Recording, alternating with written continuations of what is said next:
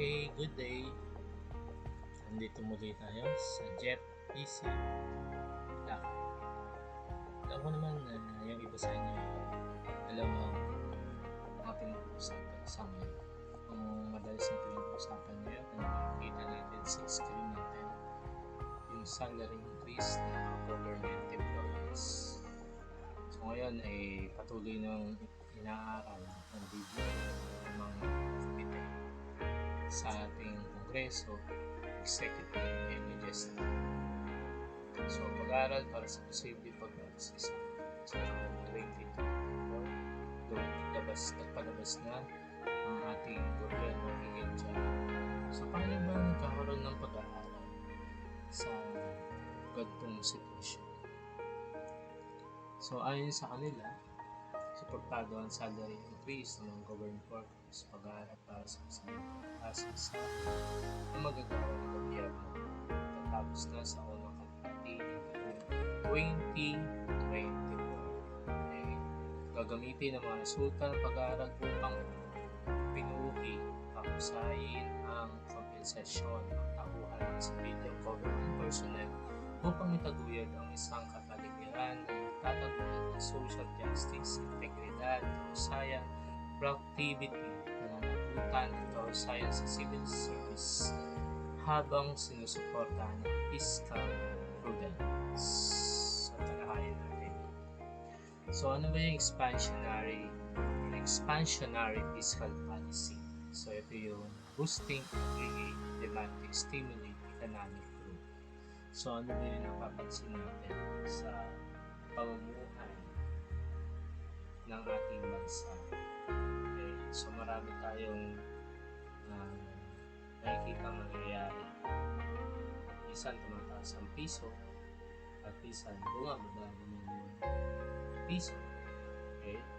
So, minsan binabalanse yan ng ating economic advisors para at least maging patas sa pamalaki sa pangmuto ng ating mamamayan dito sa ating bansa.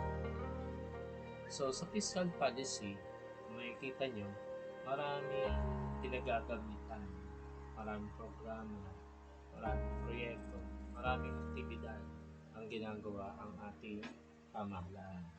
Okay? So, sa US, the same. What happened to our country? Okay?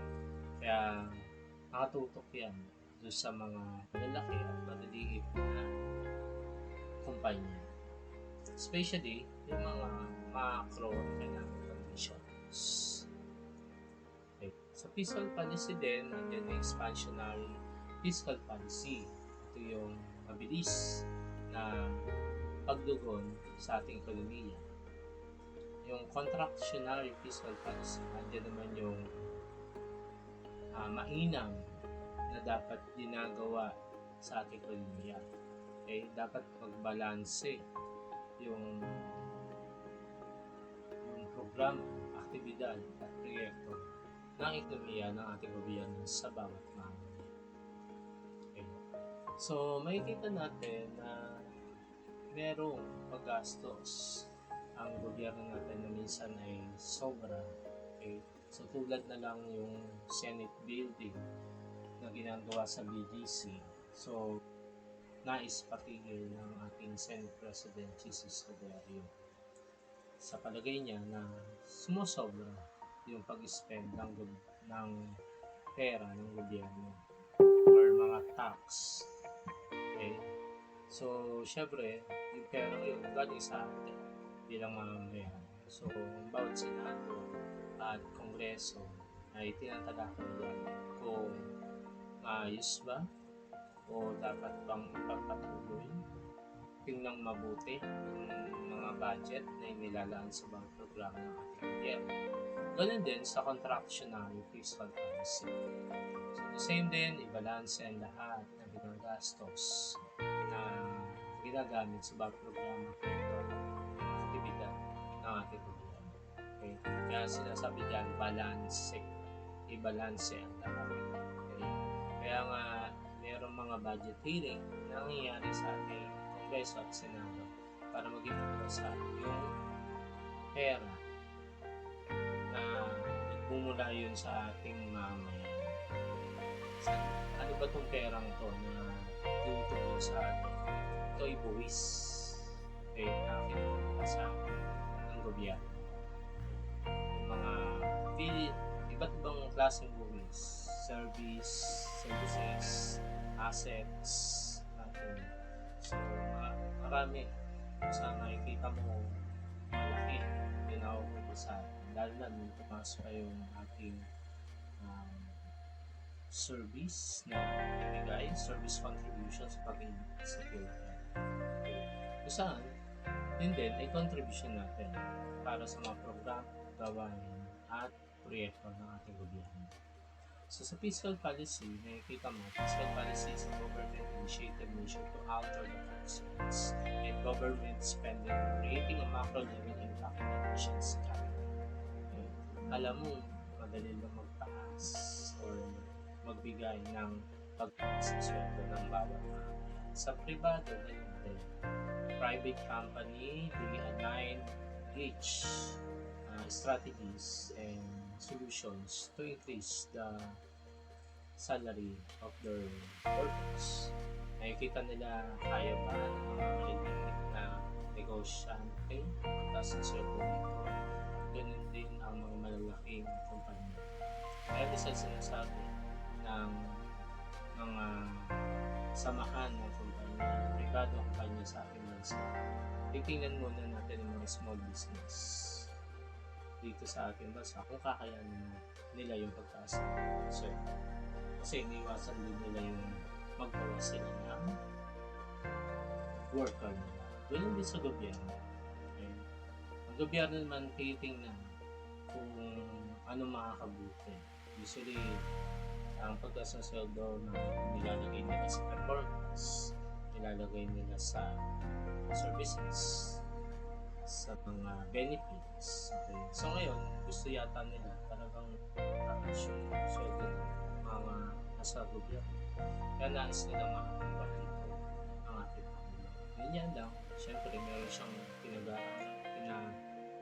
inaaral o sinasaalang-alang bago niya maaprobahan yung pagtaas ng sweldo ng mga government employees. Okay? So kung saan yan, binabalansin din yung inflation and deflation. Okay? So nandiyan yung decreased government spending, increased taxes, increased government spending, and decreased taxes. Alam naman natin yung inflation mas mataas sa, okay, sa ating mga pagkain, sa ating needs. Okay? Deflation, nangyayari naman yan para mas marami na tayong mapatutunan. So, hindi na natin mas siguro magiging balanse na pamuhin natin. Kasi yung increased government spending, okay, nababa na yung taxes naman. So, binabalanse pa rin ang ating national government, okay, tsaka yung mga national economic advancements. So, sa monetary policy, makikita mo yung action ng central banks, kaya kasama yan yung mga nasa Department of Finance. Okay? Kung ang price by stability and maximum employment. So, fiscal policy refers to the government's revenue collection, which is yung taxes na pinabibigay natin at mga services na binibigay natin sa gobyerno. Okay? So, then, yung monetary policy is the central banks influence the economy. Siyempre sila na nakapagsabi. Okay? Central Bank of the Philippines na nakapagsabi na lumalago ba ang economy ng Pilipinas, kung tumataas ba ang halaga ng piso. Okay? And yun ang sasabi na okay na ang nakaraan ng economy ng bansa.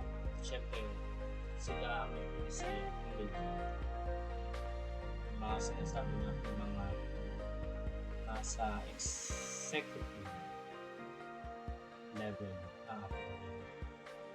So, nandiyan yung fiscal policy, change in government, spending and tax rates set by the government, no specific target, side effect on government budget about strong political dimension to change in tax rates.